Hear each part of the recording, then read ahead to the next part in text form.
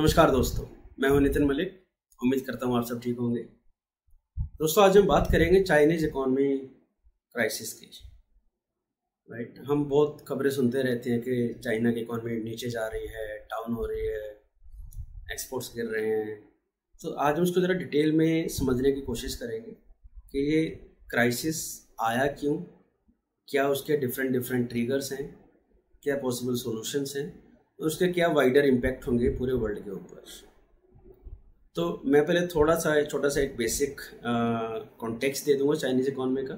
Right, सो 1970 में जैसे India ने 1992 में अपनी इकोनॉमी को ओपन किया था वर्ल्ड फॉरेन इन्वेस्टमेंट के लिए, FDI के लिए, तो चाइना ने ये 1970 में ही कर दिया था। राइट, तो इसलिए चाइना हमसे 20 साल आगे भी है, इसी वजह से 20 या 30 साल। क्योंकि जो काम हमें बहुत पहले 70 में करना चाहिए था वो हमने 92 में किया। और जब आप इकोनॉमी अगर 70 या 90 में ओपन करते हैं तो उसके कम से कम 10 से 15 साल लगते हैं उसके रियल इफेक्ट दिखने में।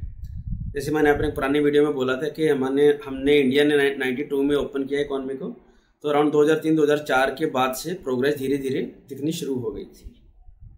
राइट, तो वही चाइना के साथ हुआ। 1970 में उन्होंने इकोनॉमी को ओपन किया और बाहर से इन्वेस्टमेंट आने लग पड़ी।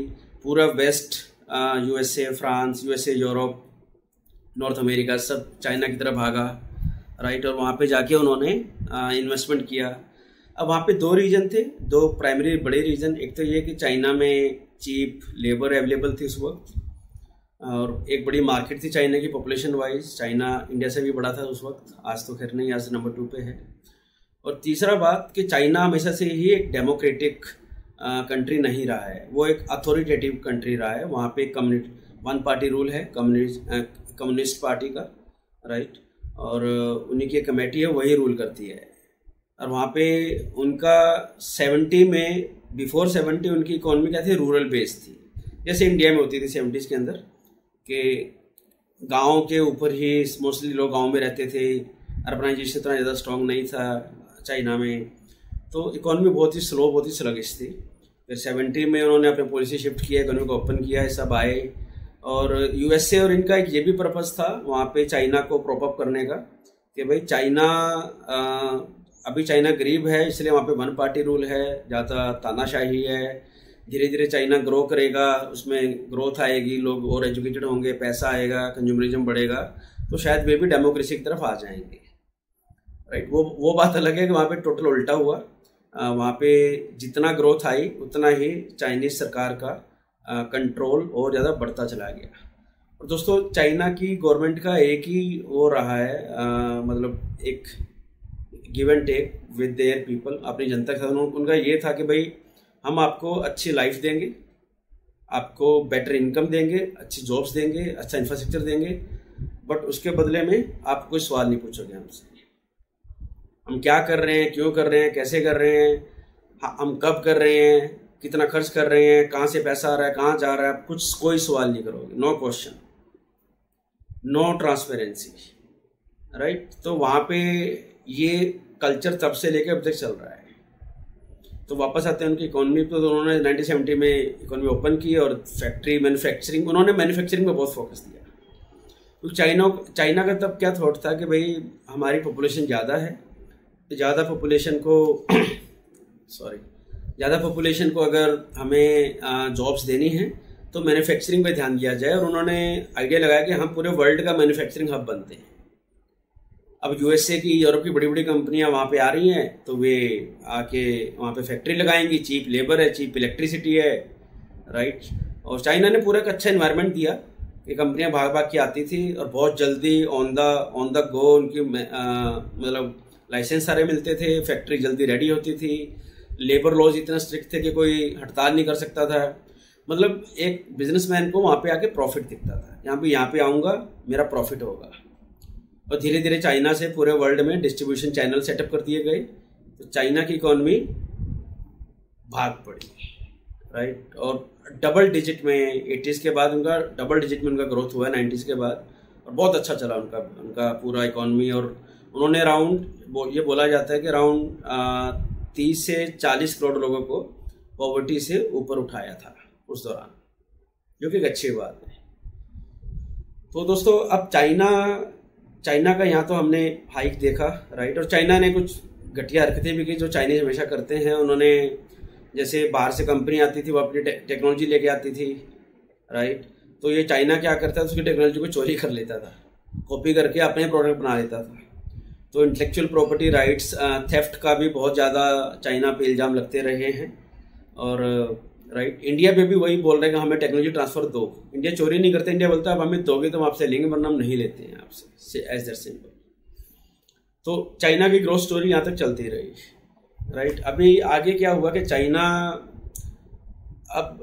चाइना का ये डाउनफॉल कहाँ से स्टार्ट होता है उसका छोटा सा कॉन्टेक्स्ट मैं पहले दे दूँ कि दोस्तों चाइना ना इंडिया जैसा या बाकी कंट्री जैसा नहीं है। एक और सेंस में चाइना में सारी लैंड जो धरती है वो चाइनीज गवर्नमेंट के पास है। जैसे आप इंडिया में आप बोलते हैं ना कि ये एक प्लॉट, ये जगह मेरा हो गया, या एक फ्लैट मेरा हो गया, आपने खरीद लिया, आपके नाम हो गया। दोस्तों चाइना में ऐसे नहीं होता है। चाइना में हर फ्लैट, हर शॉप, हर प्लॉट, हर इंच धरती का टुकड़ा चाइना सरकार का है, सेंट्रल गवर्नमेंट का। और वो आपको सिर्फ लीज पे मिल सकता है। आप लीज पे लो और लीज पे आप कुछ साल के लिए 10, 20, 30, 40 साल, डिपेंड ऑन रेजिडेंशियल है, कमर्शियल है, कैसी प्रॉपर्टी है, राइट। उसके कुछ नंबर ऑफ ईयर्स हैं, आप उसकी फीस पे करोगे। 40 साल, 30 साल, 20 साल के बाद आपको दोबारा उसका पे करना है लीज का। और तब चाइना की मर्जी है सेंट्रल गवर्नमेंट की, अगर उनको वो ज़मीन चाहिए वो लीज नहीं भी दे, वो बोल देंगे आप जाओ अब और कहीं देखो, अब हम नहीं दे रहे आपको लीज। ऐसा भी है वहाँ पर। आई डोंट नो, मतलब मुझे ये लगता है कि मेरे बहुत सारे यूजर को शायद ये ना पता हो, बट ये एक फैक्ट है। तो चाइना में लैंड को चाइनीज गवर्नमेंट ही ऑन करती है। अब चाइना ने क्या किया कि भाई जैसे फैक्ट्रियाँ बनाई तो गांव से काफ़ी लोग माइग्रेट होकर शहरों में आए तो चाइना को एक अपॉर्चुनिटी देखी कि हाँ भाई लोग शहरों में आ रहे हैं, तो हम क्या करते हैं, बड़ी बड़ी बिल्डिंगें बनाते हैं। उससे दो बेनिफिट होंगे। एक तो जो अर्बनाइजेशन बढ़ रहा है, गांव से लोग आ रहे हैं, उनकी इनकम भी बढ़ गई है, वो शहर में रहेंगे, उनको रहने के लिए मकान, हाउसिंग वगैरह सब चाहिए। दूसरी बात, वो जब सारी बिल्डिंगें बनाएंगे, रियल एस्टेट का सेक्टर ग्रो होगा, उसमें स्टील बढ़ेगा, इंफ्रास्ट्रक्चर की जितनी भी रोड़ी, बजरी, सीमेंट, ईंटें, स्टील, लोहा, हर चीज़ की जरूरत पड़ती है, तो हम उसको भी मैन्युफैक्चर करेंगे, राइट। तो और इन्होंने इतना मैन्युफैक्चर किया 2000 से लेके 2004-5 तक, तो चाइना का ही कंस्ट्रक्शन मटेरियल बाकी देशों में भी जाता रहा था। खाली चाइना ने अपनी खपत को ही नहीं कंप्लीट किया, उन्होंने इतना बिल्ड किया कि वो वर्ल्ड के सप्लायर बन गए, even for real estate construction material. ये चाइना की ग्रोथ का बहुत बड़ा इंजन था। और फिर दोस्तों 2008 का वो टाइम आया जहाँ से एक बड़ा यूटर्न होने वाला था। 2008 में रिसेशन आया था यूएसए में। तो यूएसए में वही वो रियल एस्टेट का बबल हुआ था, लोगों को बड़ी आसानी से लोन मिलने लगे पड़ रहे थे, और लोगों ने 8-8 लोन लेके 10-10 घर ले रखे हैं, उस घर में कोई रहता भी नहीं है, लोन मिलना इतना आसान हो गया था। बैंक के पास बहुत पैसा था, और वो फिर अचानक बबल फूटा, रियल एस्टेट बूम, और सारे लोन डिफ़ॉल्ट हो गए, और बैंक बहुत बड़े बड़े बैंक गिर गए थे, राइट। लेमन ब्रदर सबसे बड़ा बैंक था, तो एक के बाद एक बहुत सारे बैंक गिरे थे। 2008 में बैंकिंग और रियल एस्टेट सेक्टर धराशायी हुआ, और उसके रिपल इफेक्ट पूरे वर्ल्ड में आए थे। बहुत सारे लोगों की जॉब गई थी 2008 में रिसेशन। तो दोस्त चाइना भी उस रिसेशन से बच नहीं पाया। कैसे? अब चाइना जो इतना सारा मटेरियल बनाता था अपने यहाँ पे, वो दुनिया को बेचता था, राइट। वो अचानक क्योंकि दुनिया में रिसेशन आ गया, लोगों ने लेना बंद कर दिया। अब चाइना ने क्या किया, चलो मटेरियल तो हमारे पास पड़ा है बहुत सारा, हम क्या करते हैं चाइना में ही बिल्डिंगें बढ़ाते हैं। तो उन्होंने अपनी जो लोकल गवर्नमेंट्स हैं, लोकल एडमिनिस्ट्रेशन जो होते हैं डिस्ट्रिक्ट लेवल पे, सिटी लेवल पे, राइट, स्टेट लेवल पे, उनको बहुत पैसा दिया, 1-2 ट्रिलियन उनको पैसा दिया कि भैया तुम अपने एरिया में तुम डेवलप करो, लोगों को बसाओ, कंस्ट्रक्शन करो, राइट, और हम तुम्हें पैसा दे रहे हैं, तुम इसको लोन पे दो और आगे ये लोन से हमें इंटरेस्ट लेके हमें चुकाओ। तो उनका आइडिया था भी लोन देंगे, लोन देके हमें इंटरेस्ट भी आएगा, कंस्ट्रक्शन में से चलती रहेगी, हमारी खपत भी हो जाएगी, जो माल बिकेगा उससे दोबारा इनको स्टेट गवर्नमेंट को दे देंगे, साइकिल चल पड़ेगा। बट वो साइकिल सही से फंक्शन नहीं किया, क्योंकि एक तो लोकल गवर्नमेंट को जो बोरिंग दी गई थी उस पर कोई रेगुलेशन नहीं था अच्छे से, बहुत ही लूजली रेगुलेशन टर्म पे उसको लोन पकड़ाया गया, कोई उसकी चेकिंग नहीं थी। और दोस्तों कोई भी लोन सरकार लोन ले वो तभी कामयाब होता है या होती है जब आप उस लोन को किसी प्रोडक्टिव चीज़ में यूज़ करें। जैसे इंडिया में एग्जांपल देता हूँ आपको, इंडिया में ये जो हाईवे पे वो बनते हैं, हाईवे पे रोड बनाते हैं, तो बहुत कॉमन है इंडिया में कि इंडिया वाले जापान से, साउथ कोरिया से, मेनली जापान से लेते आए हैं। ये बहुत नॉमिनल रेट ऑफ इंटरेस्ट पे ये जापान से लोन लेते थे इंडिया वाले, और फिर उससे बड़े बड़े हाईवे बनाते थे, और हाईवे पे ये टोल प्लाजा टोल लगा देते थे टैक्स कलेक्ट करने के लिए, आप सबको पता ही है। तो उन टोल्स पे वे जो टैक्स आता था उस टैक्स से वो अपना खर्चा वर्चा निकाल के इंटरेस्ट भी पे करते थे, और जो प्रिंसिपल अमाउंट है वो भी रिपे कर देते थे। तब देखा जाए तो इंडिया ने ऐसी चीज़ बनाई, कोई ट्रेन बनाई या हाईवे बनाया जिससे हाईवे भी बन गया, उससे पैसा भी रिकवर कर लिया, पैसा चुका भी दिया, एक्स्ट्रा पैसा कमा लिया, 2 रोड और साइड में रोड बनाने का, सर्विस रोड्स का। तो ये प्रोडक्टिव एग्जांपल है जहाँ पे आपने लोन लिया, लोन को लीवरेज किया, उसको रिपे भी किया और फायदा भी उठाया, जनता को भी बेनिफिट हुआ। तो चाइना में वहाँ पे ये गलती रह गई। और चाइना में भी क्या प्रॉब्लम थी कि चाइना के अंदर सरकार ने बोला कि हम आपको 100 रुपये दे रहे हैं, अब आपको वहाँ पे लगाने हैं आपको 200 रुपये, 100 रुपये आप अपने पास से लगाओ। तो लोकल गवर्नमेंट ने क्या किया, 100 रुपये उन्होंने लिए, जो सरकार के 100 रुपये उन्होंने शैडो बैंकिंग होता है, जैसे हमारे यहाँ होता है ना, जो नॉर्मल जमींदार साहूकार ब्याज देते हैं आपको 2 टका 4 टका पे, उन्होंने पैसे उनसे उठाए, कुछ पैसे भी ले लिए, सरकार के पैसे भी ले लिए, और फिर उन पैसों से अपने डेली के खर्चे निकालते रहे। कुछ प्रोडक्टिव ज़्यादा किया नहीं, डेवलपमेंट बहुत कम हुई कंपेरेटिव जो होना चाहिए था। और सरकार ने ये बोला था आप इन पैसे को आगे लोगों को लोन में भी दो। अब उस लोन का उनका कंडीशन ये था चाइनीज गवर्नमेंट का कि आप लोन पे दोगे, बहुत ही कम रेट ऑफ इंटरेस्ट पे दोगे। बैंकों को भी यही बोला गया। अब बहुत कम रेट ऑफ इंटरेस्ट पे बैंकों का कोई इंटरेस्ट नहीं रहा उसके अंदर, भाई हमें तो कोई बेनिफिट ही नहीं होगा। तो बैंकों ने क्या किया, बैंकों ने लोन देने में आनाकानी शुरू कर दी, मार्केट में पैसा थोड़ा सा टाइट हो गया, कम हो गया, लिक्विडिटी कम हो गई।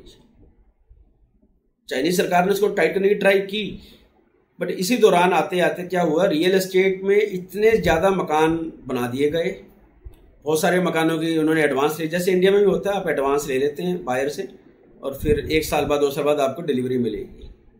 अब बिल्डर को सरकार का पैसा चुकाना है, क्योंकि बिल्डर बिडिंग करता है। जैसे मैंने बताया ना, ज़मीन सरकार के पास होती है, तो मैं एक बिल्डर हूँ, मैं इस ज़मीन पे कुछ बिल्डिंग बनाना चाहता हूँ और फ्लैटों को बेच के मैं उस लीज का खर्चा भी निकालूंगा और अपना प्रॉफिट भी कमाऊंगा। अब एक पॉइंट ऐसा है कि बिल्डर के पास भी बिडिंग करने के पैसे नहीं रहे, लिक्विडिटी कम हो गई, राइट। और रिसेशन आ गया, अभी ये जो कोविड आया, कोविड ने तो बिल्कुल ही कमर तोड़ दी, ना सिर्फ चाइना की, पूरी वर्ल्ड की इकोनॉमी की कमर तोड़ी है कोविड ने। सिवाय इंडिया के कोई भी कंट्री अपनी प्री कोविड जो ग्रोथ रेट थे उस पर कोई भी नहीं पहुंच पाया है, चाइना भी नहीं पहुंच पाया है। तो अब बिडिंग करने वाला कोई रहा नहीं, फ्लैट सारे खाली पड़े हैं। अभी कल का बयान है, एक चाइनीज एक्स मिनिस्टर हैं, उन्होंने बोला है कि इतने मकान खाली पड़े हैं कि 1.5 बिलियन कह रहा हूँ दोस्तों, मिलियन नहीं कह रहा हूँ, 1.5 बिलियन अराउंड, मतलब ये लगा लो 120 से 30 करोड़ के अराउंड, 1.5 थोड़ा ज़्यादा हो सकता है मे बी। उन्होंने बोला कि 1.5 मैक्सिमम है, 1.2 बिलियन लोग इन घरों में आकर रह सकते हैं, बट वे खाली पड़े हैं। अब उसमें जो पैसा लगाया सब वेस्ट है, वो उनकी वैल्यू डेप्रिशिएट हो रही है, कोई लेने को तैयार नहीं है। और मार्केट में इतनी मंदी छा गई है कि लोग अब बैंकों में पैसा रखना चाह रहे हैं, वो इन्वेस्ट भी नहीं करना चाह रहे, क्योंकि मार्केट में ट्रस्ट की कमी आ गई है, राइट। इसमें गवर्नमेंट की पॉलिसी का बहुत बड़ा रोल है, मैं अभी बताऊंगा ये सारा क्यों हुआ।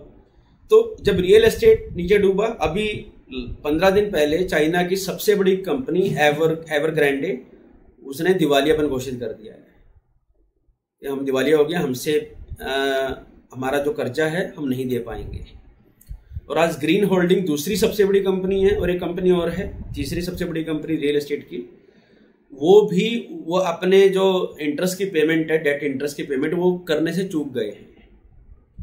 अब उन्होंने अपने वहाँ बोला है सरकार को कि हमारे कर्जे को थोड़ा सा रिस्ट्रक्चर किया जाए। रिस्ट्रक्चर करने का मतलब है हम भी दिवालिया होने को तैयार हैं, हम ये नहीं दे पाएंगे। अब चाइना को अपने लोकल गवर्नमेंट को जो पैसा दिया था वो भी लेना है, उस पर इंटरेस्ट लेना है, उसको इंटरेस्ट छोड़ो, उसको वो ओरिजिनल जो प्रिंसिपल सूद है मेन उसको वो भी नहीं मिल रहा। उसने जो बैंकों को पैसा दिया था वहाँ से सूद छोड़ो प्रिंसिपल नहीं मिल रहा। उसने जो डेवलपर को पैसा दिया था, अपनी ज़मीन बेची थी, वो पैसा भी नहीं मिल रहा उनको। और ऊपर से चाइना ने ये जो belt and road initiative launch किया था पूरे वर्ल्ड में, उसके लिए उसने पूरे वर्ल्ड में 150 कंट्री को अराउंड 1 से 1.5 ट्रिलियन का कर्जा दिया था, जिसमें जैसे पाकिस्तान का सीपैक बना हुआ है, चाइना पाकिस्तान इकोनॉमिक कॉरिडोर, ऐसे अराउंड 150 कंट्री थे पाकिस्तान को मिला के, पाकिस्तान, लंका, ये सब, इनको 1.5 ट्रिलियन का कर्जा दिया था। अब वे कंट्री भी कर्जे में डूब गए हैं और वो कर्जा बहुत ही हाई रेट ऑफ इंटरेस्ट पे दिया था। अब वो कंट्री कह रहे हैं हम नहीं दे पाएंगे, डेट को रिस्ट्रक्चर करो या हमारे डेट को माफ करो। पाकिस्तान बोल चुका है। लंका जब दिवालिया हो गया था, लंका ने इतना बोला कि हमारा डेट रिस्ट्रक्चर करो, उन्होंने मुश्किल से 1 या 2 बिलियन का रिस्ट्रक्चर किया है और एक पैसा टन्नी अपनी जेब से नहीं निकाली लंका के लिए। इंडिया ने जबकि 4-5 बिलियन डॉलर दिए उनको हेल्प करने के लिए, और शायद और भी दे रहे हैं अभी, बट चाइना ने एक अठन्नी नहीं दी। वो कर्जा जो मोटा कर्जा है उनका, उसमें सिर्फ 1% या 2% ही उन्होंने रिस्ट्रक्चर किया। रिस्ट्रक्चर का मतलब थोड़ा सा बाद में पे कर देना भाई, इसका ये मतलब होता है कि थोड़ा सा ठीक है, आप 6 महीने कुछ पे मत करो, 6 महीने बाद इतना इंटरेस्ट पे करो। 6 महीने का इंटरेस्ट लगेगा, ऐसा नहीं कोई इंटरेस्ट छोड़ देंगे। अब चाइना बाहर क्यों कर्जा माफ नहीं कर रहा है? हालांकि 1 ट्रिलियन मैं मानता हूँ उनके लिए ज्यादा बड़ी अमाउंट नहीं है, जो 18-20 ट्रिलियन की इकोनॉमी है उनकी, इतने रिजर्व है उनके पास। तो चाइना को प्रॉब्लम यह है कि अगर चाइना बाहर, बिकॉज चाइनीज बैंकों ने वो लोन दिया है 1 ट्रिलियन, और बैंक पहले से सफर कर रहे हैं, बहुत बुरा हाल है, राइट। अब वो बाहर से वो छोड़ देंगे तो फिर जो वहां की पॉपुलेशन है, जो ये मानती है चाइनीज पॉपुलेशन कि इन्होंने बाहर कर्जा देके गलत किया, हमारा कर्जा तो छोड़ नहीं रहे हैं और वहां का कर्जा माफ कर रहे हैं, तो ये भी चाइनीज गवर्नमेंट पे प्रेशर है कि हम बाहर का कर्जा ज्यादा माफ नहीं कर पाएंगे जो दूसरे देशों को हमने दिया है बेल्ट एंड रोड इनिशिएटिव के लिए। दूसरा, चाइना के अंदर भी क्या हुआ है, इसके अपने जो सारे ग्लोबल पावर हैं, उसमें यूएसए, जापान, इंडिया, राइट, और एक्सेप्ट रशिया, उसके सबसे रिलेशनशिप खराब हो गए हैं और उसका एक डोमिनो इफेक्ट पड़ा है। डोमिनो इफेक्ट क्या होता है? एक साइकिल गिरेगी, एक पन्नी गिरेगी, दूसरी उसको गिरती जाएगी, ऐसे ऐसे ऐसे ऐसे ऐसे। मतलब होता है ना, लुधियाना के सिनेमा हॉल में आप खड़े हैं तो एक साइकिल गिरती है तो सारी साइकिलें साथ गिरती जाती हैं, तो इसको डोमिनो इफेक्ट बोलते हैं। तो डोमिनो इफेक्ट, ये सारे आपस में उसके इंटरनल इश्यूज, फिर बाहर के कर्जे डूब गए जो बाकी देशों को दिए थे, वो नहीं वापस आ रहे हैं। वो जो इन्होंने रोड बनाया था बेल्ट एंड रोड, वो फ्लॉप हो रहा है, उस पर कोई ट्रांसपोर्ट नहीं आ रहा, उससे कोई रेवेन्यू नहीं आ रहा, राइट। और उसके ऊपर से रियल एस्टेट बिल्कुल डाउन हो गया है। रियल एस्टेट उनकी जीडीपी का 23% है, जो कि बहुत ही हाई रेशो है। रियल एस्टेट बिल्कुल डूब गया है। लोग अपना पैसा मरोड़ के अपनी जेब में डाल के बैठ गए हैं, भाई हम नहीं खर्च कर रहे। डिमांड वीक हो गई है, लोग कंज्यूम नहीं कर रहे हैं, राइट, और प्राइसें गिरती जा रही हैं। कोई लेने वाला नहीं होगा तो प्राइसें गिरेंगी। ये बोलते हैं घोस्ट टाउन, भूतिया शहर बनते जा रहे हैं चाइना के अंदर। ये हजारों 10,000 मकान एक साथ एक लाइन में सुनसान खाली पड़े हुए हैं, कोई नहीं रहता वहां पे। अब ये तो हो गया इंटरनल क्राइसिस। अब बाहर का जो डोमिनो इफेक्ट और क्या हुआ, ग्लोबल पावर से उसके रिश्ते खराब हो गए। तो अमेरिका ने क्या डिसाइड किया कि हम भाई इससे हम ना तो इंपोर्ट करेंगे ना ज़्यादा एक्सपोर्ट करेंगे। अब मोस्टली देखो चाइना की पावर कहाँ से आई थी इकोनॉमी में, वो अमेरिकन कंपनी से आई थी। अमेरिकन कंपनी ने आके वहाँ पे अपना सेटअप किया और सेटअप करके प्रोडक्शन जारी की, नए नए प्रोडक्ट लेके आए। जैसे एग्जाम्पल है एप्पल, टेस्ला, ये सारी मैन्युफैक्चरिंग वहाँ पे करते थे, वहाँ से पूरे वर्ल्ड को जाता था, उसका बेनिफिट चाइना को मिलता था, राइट। बट अब रिलेशनशिप खराब हो गए। अब चाइना में देखो ये पेंडेमिक के दौरान क्या हुआ कि इंडिया ने, यूएसए ने जल्दी अपनी मार्केट ओपन कर दी थी, चाइना ने नहीं की ओपन। क्यों? तानाशाही है भाई, हम नहीं करते ओपन। चाइना ने जीरो कोविड पॉलिसी की। अगर किसी स्टेट में, शहर भी नहीं स्टेट में, अगर एक केस भी कोविड का आ गया तो पूरे स्टेट में लॉकडाउन रहेगा। हजारों लोग बेचारे अंदर ऐसे मर गए, भूखे मर गए, काम उनको कोई पानी पूछने वाला नहीं था। इंडिया की तरह नहीं है वहां पे क्या आप आवाज उठा, वहां पे सोशल मीडिया भी बैन है, सोशल मीडिया पे पूरी ट्रैकिंग की जाती है। अगर एक वर्ड भी डिसेंट का आ गया उसको उठा के गायब कर देते हैं। चाइना का ये हाल है। तो दोस्तों हुआ क्या कि वहां पे चाइना ने ये पहले तो पेंडेमिक पर लॉकडाउन लगाए रखा, जीरो एक्टिविटी हुई पूरे सारे शहरों में, सब मैन्युफैक्चरिंग रुक गई। इससे जितने भी बड़ी कंपनी उनको लगाए रहे, चाइना पे तो रिलाई नहीं कर सकते हैं। जब सारा कंट्री, पूरा सारा वर्ल्ड ओपन है, चाइना ब्लॉक हो रखा है, हमारी मैन्युफैक्चरिंग तो चाइना में है। तो इसने उनको सोचने पे मजबूर किया कि हमें चाइना से अपनी मैन्युफैक्चरिंग कहीं और भी रखनी पड़ेगी, हम चाइना पे फुली डिपेंड नहीं रह सकते हैं। तो ये सोच के उन्होंने धीरे धीरे अल्टरनेट कंट्री से बात की। उसमें इंडिया था, इंडोनेशिया, मेन ये प्राइमरी दो कंट्री हैं जहाँ पे सबसे ज़्यादा मैन्युफैक्चरिंग मूव करने वाली है। इंडिया एंड इंडोनेशिया, छोटे छोटे देश है, सिंगापुर है, फिर मलेशिया है, बट इंडोनेशिया और इंडिया ये दो सबसे प्राइम एग्जाम्पल है जहाँ पे सबसे ज़्यादा मैन्युफैक्चरिंग मूव की जाएगी। एप्पल उसका एग्जाम्पल है, टेस्ला से भी बात चल रही है हमारी, राइट। हमारी शर्तों पर टेस्ला आके लॉन्च करेगा, यहाँ पे अपनी मैन्युफैक्चरिंग करेगा। पहले टेस्ला चाह रहा था कि मैं चाइना में बनाऊं और इंडिया में मैं गाड़ी एक्सपोर्ट करूं, जो इंडिया ने मना कर दिया था। भाई इससे चाइना को बेनिफिट होगा, हमें क्या बेनिफिट होगा? आप यहाँ पे आके बनाओ, मैन्युफैक्चर करो तो आप भेज सकते हो, और यहाँ से पूरी दुनिया को भेजो, वी आर फाइन। पहले मान नहीं रहा था वो एलन मस्क, अब उसको मानना पड़ा कि उसको दिख गया और कोई चारा नहीं है, इंडिया वाले नहीं मानेंगे, तो वो आ रहा है यहाँ पे। तो दोस्तों हुआ क्या कि ये सारे ग्लोबल कंपनी शिफ्ट होने की वजह से, राइट, अब वहाँ पे मैन्युफैक्चरिंग भी कम हो गई, उनका एक्सपोर्ट कम हो गया। यूएसए ने बहुत सारी कंपनी में बैन लगा दिया, जिसकी वजह से वहाँ पे इंपोर्ट भी कम हो गया। चाइना का इंपोर्ट एक्सपोर्ट दोनों ही गिरता जा रहा है। तो उस केस में क्या होगा, चाइना की इकोनॉमी भी डाउन जाएगी। और चाइना की इकोनॉमी, मैं बता रहा था, कंज्यूमर ड्रिवन नहीं है। जैसे इंडिया में क्या होता है, लोगों की सैलरी बढ़ा दो, उसे लोन सस्ते कर दो, लोगों के हाथ में पैसा जाएगा, लोग खर्च करेंगे, इकोनॉमी में पैसा घूमेगा, सही हो जाएगा सिस्टम।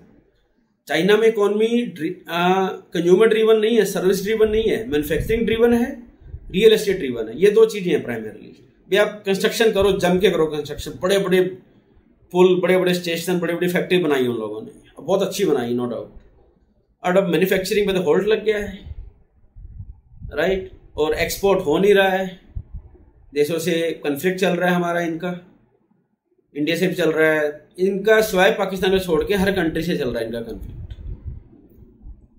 मैं ट्रंप को लाइक नहीं करता हूं, बट ट्रंप एक ऐसा बंदा है जो चाइना की अच्छे से बजाता है।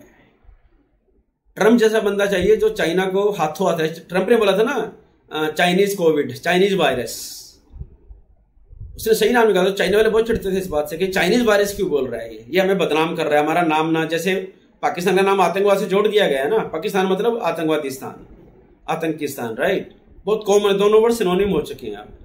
ऐसी ट्रंप ने चाहा था भी इसको दोनों को सिनोनिम कर दिया जाए कि ये वहीं से आया है, और जो आया भी है, मैं तो ये मानता हूं। तो ट्रंप ने उस आके सारे वो बैन लगाए थे, जो बिडेन ने भी उन बैन पे कंटिन्यू रखा है मोस्टली, राइट। और जो बिडेन तो खुल्लम खुल्ला उसके सामने आप ही गया कि हम तो इंडिया के पार्टनरशिप करेंगे, तुम्हारे खिलाफ हैं। अभी ये उसने बोला भी है चाइना ने कि आप अभी इंडिया कनाडा का झगड़ा चल रहा है, आप इंडिया के खिलाफ क्यों नहीं बोल रहे हैं, क्योंकि इंडिया आपका फ्रेंड है। आप यहाँ पे अगर हम होते इंडिया की जगह तो आप हमें तो बहुत कुछ सुनाते। अभी आज ही बयान आया उनका, चाइना वालों का, उनके ग्लोबल टाइम न्यूज़पेपर में आया है, जो कि चाइनीज गवर्नमेंट का ही अखबार है वो, ग्लोबल टाइम्स। तो coming back to the economy, तो एक्सपोर्ट इंपोर्ट सब रुक गया, करेंसी उनकी गिरती जा रही है, राइट। और अब इसका सोल्यूशन क्या है? सोल्यूशन दोस्तों दो हैं। एक तो अपनी इकोनॉमी को कंज्यूमर ड्रिवन बनाएं और सर्विस ड्रिवन बनाएं। देखो इंडिया में यह बात अच्छी रही है, इंडिया की इकोनॉमी सर्विस बेस्ड है। सर्विस में सबसे ज्यादा सर्विस क्या देते हैं हम? सॉफ्टवेयर की। हम सॉफ्टवेयर ही $500-600 बिलियन का हम कर लेते हैं एवरी ईयर, और ये बढ़ रहा है। टेक्नोलॉजी बढ़ी तो सॉफ्टवेयर तो बढ़ेगा ही बढ़ेगा। और उसका बेनिफिट भी ये भी होता है सॉफ्टवेयर सर्विस डिलीवरी का, उसमें आपकी जो जनता है उसको, अगर वो स्किल्ड है, नॉलेज है उसको सॉफ्टवेयर की, टेक्नोलॉजी की, उनके लिए जॉब भी बहुत ओपन है। अभी आज की न्यूयॉर्क टाइम्स में पढ़ रहा था, उसमें खबर है कि 25% वीजाज इंडियन स्टूडेंट को मिले हैं यूएसए के अंदर। आज की खबर है, अभी 1 घंटा पहले की। 25% वीजा, ये हिस्टोरिकल रिकॉर्ड है। और वो चाइना वालों को भी धीरे धीरे कम कर रहे हैं वीज़ा देना चाइनीज़ को, क्योंकि उनको लगता है चाइनीज़ यहाँ के हमारी टेक्नोलॉजी को चुराएंगे, नॉलेज को चुराएंगे, इनको दूर रखो, राइट। तो ये सारे फैक्टर मिलकर उनको प्रॉब्लम कर रहे हैं। उनकी सर्विस इकोनॉमी नहीं है, उनको सर्विस इकोनॉमी बनाना पड़ेगा, राइट। उनको मैन्युफैक्चरिंग से हटके थोड़ा सा उनको कंज्यूमर ड्रिवन इकोनॉमी बनाना पड़ेगा। उनको स्टिमुलस देना चाहिए। स्टिमुलस मतलब अपने खजाने में से पैसा निकाले। जो देखो सेंट्रल गवर्नमेंट की जो बैलेंस शीट है ना, वो बहुत हेल्दी है चाइना की। जो स्टेट गवर्नमेंट की, लोकल गवर्नमेंट की है, वो बहुत ही खस्ता हालत में है, बहुत ही खस्ता हालत में है। मतलब चाइनीज सरकार पे इस वक्त उनकी जीडीपी का 285% वो है, कर्जा है, जो कि बाकी कंट्री के मुकाबले बहुत ज़्यादा है। जैसे यूएसए का 256% है, बट दोनों में आप बोलोगे 256 257 तो ज़्यादा डिफरेंस नहीं है। डिफरेंस इस बात का है, यूएसए का ये कर्जा बना है पिछले 40 से 50 साल में। चाइना का 287 बन गया, 287% of their GDP with in last 15 years, जिसमें से पिछले 5 से 8 साल में बहुत ज़्यादा स्पीड से बढ़ा है।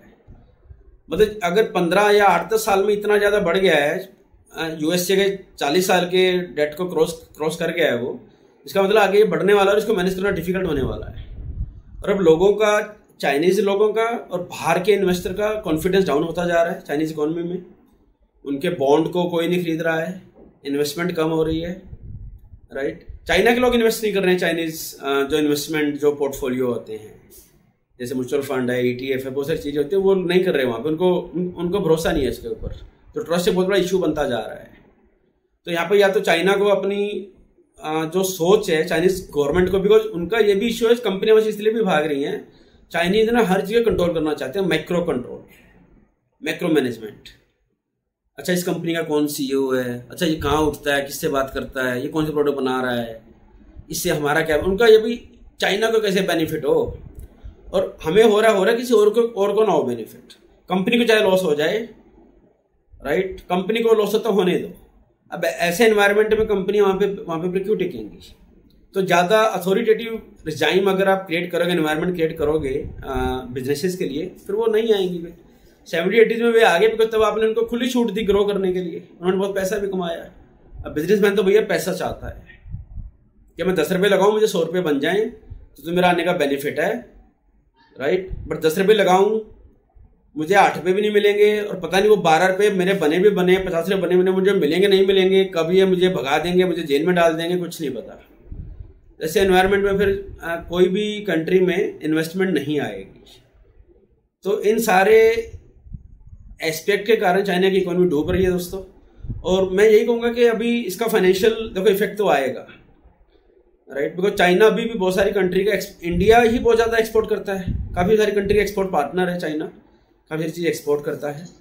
तो इंडिया को भी बाकी कंट्रीज को भी ये इसमें थोड़ा सा बैलेंस करने ट्राई करनी चाहिए। हम कैसे सर्टेन चीज़ों पे हम अपनी जो इंपोर्ट कर रहे हैं वो किसी और कंट्री से करना स्टार्ट करें, क्योंकि कल को जब चाइना फॉल करेगा, और ये करेगा ज़रूर, और इसका शेयर मार्केट में बहुत तगड़ा इम्पैक्ट होने वाला है कुछ महीने के लिए, राइट, बिकॉज सारी पूरे दुनिया की मार्केट हिलने वाली है। हालांकि यूएसए ट्राई कर रहा है, यूएसए जो कि धीरे धीरे अपने आप को शील्ड कर रहे हैं उसके इम्पैक्ट से, उनको पता है कि गिरने वाली है मार्केट, दिन ब दिन गिरती जा रही है, करेंसी भी गिरती जा रही है, राइट। तो ऐसा नहीं कि चाइना बिल्कुल जीरो हो जाएगा, और चाइना कमज़ोर हो रहा है, और चाइना अगर ऐसे ही अपना एंटी नेबर एटीट्यूड रखेगा, हर एक किसी से सींग भिड़ाता फिरेगा, फिर चाइना अकेला रहने वाला है। और अकेला आदमी किससे बिजनेस करेगा भाई, कहाँ से पैसे कमाएगा, ये सोचने वाली बात है। तो दोस्तों ये आज मैंने चाइना के बारे में ट्राई किया है आपको एक्सप्लेन करने का, समझाने का कि ये क्राइसिस क्या है, कैसे है, क्या इसके पहलू हैं और इसके क्या पॉसिबल सोल्यूशन हो सकते हैं। अब आगे देखते हैं चाइना की ये इकोनॉमिक क्राइसिस की स्टोरी कैसे प्ले करती है। हम इस स्टोरी पे बने रहेंगे और आगे कुछ भी नई बड़ी डेवलपमेंट होती है मैं ज़रूर आप लोगों के सामने पेश करूँगा ऐसे ही डिटेल के अंदर। आई एम सॉरी एक लंबा वीडियो मुझे बनाना पड़ा, बट ऐसे टॉपिक छोटे वीडियो में दोस्तों कवर होने मुश्किल होते हैं, इसीलिए एक लंबा वीडियो ये डिमांड थी इस टॉपिक की, और मैंने उसी डिमांड को पूरा करते हुए 30 मिनट का वीडियो बनाया है। मैं उम्मीद करता हूँ आपको वीडियो पसंद आया होगा, और अगर सच में पसंद आया दोस्तों तो प्लीज़ वीडियो को लाइक कीजिए, सब्सक्राइब कीजिए और नोटिफिकेशन बेल को दबाना मत भूलिए। प्लीज़ सब्सक्राइब जरूर कीजिए दोस्तों, I need subscriber, I need your support, please support me, subscribe the channel now और मिलते हैं जल्दी ही अगले वीडियो में दोस्तों। Thank you.